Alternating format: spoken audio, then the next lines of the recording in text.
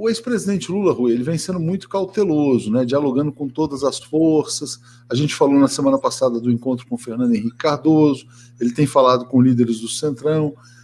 Ele tem tido um cuidado para ser muito prudente assim, nas suas movimentações, de fato, talvez com uma preocupação de não assustar esses setores da elite, né? O que já seria, na verdade, só esse susto já é uma coisa espantosa, porque o governo Lula foi um período de muita prosperidade para as elites econômicas no Brasil.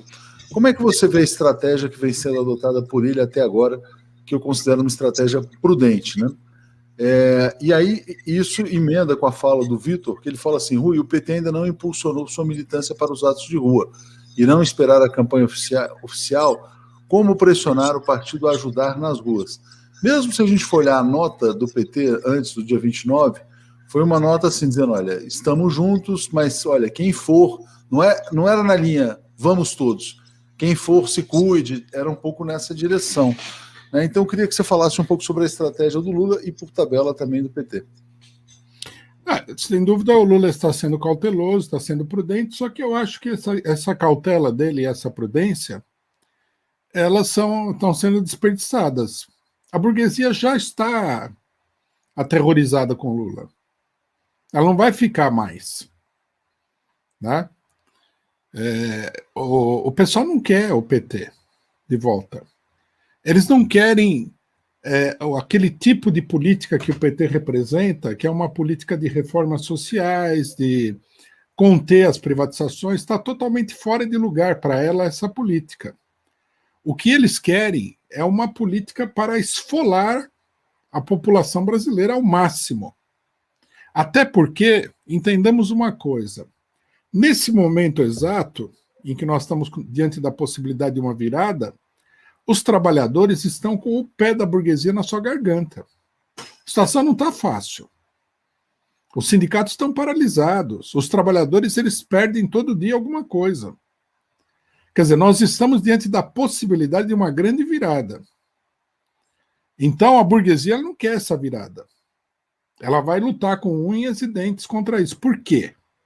Não é um problema ideológico como muita gente pensa. O problema é que a situação é uma situação de crise extraordinariamente grande. Né? O capital ele está totalmente dominado pela especulação financeira.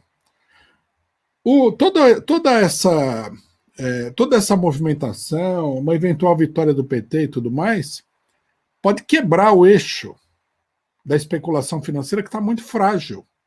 Né? Veja nos Estados Unidos o investimento obrigado, né, do Biden para conter a situação social nos Estados Unidos, que os bancos olharam e falaram, tem que fazer, mas né, depois nós temos que voltar ao normal. Nos Estados Unidos, a ameaça de inflação. No Brasil, há uma inflação muito grande já. Eu calculo que se a gente fizesse um cálculo da inflação pelo método antigo, nós já estaríamos aí com uma inflação de 10% ao mês, fácil.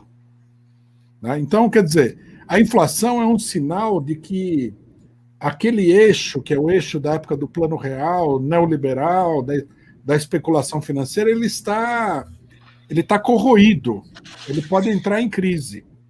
Então, a vitória do Lula, ela significaria um abandono total disso daí. O Lula não pode ser um governo que vai seguir a política do Paulo Guedes. Não tem por onde. E o que a burguesia quer é o Paulo Guedes, que é mais do que o Paulo Guedes. Eles querem o Paulo Guedes, queriam que o Paulo Guedes fosse o dono do governo, que ele fizesse o que ele quisesse.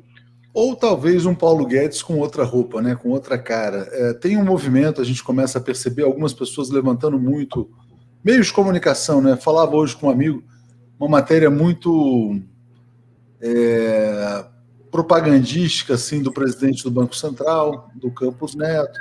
Quando você vai tendo um desgaste de um personagem, eventualmente pode haver uma tentativa de empurrar ao PT e ao ex-presidente Lula uma liderança econômica mais alinhada, talvez, ao PSDB, enfim. Existem outras maneiras de você seguir com o Paulo Guedes sem o Paulo Guedes, né? Talvez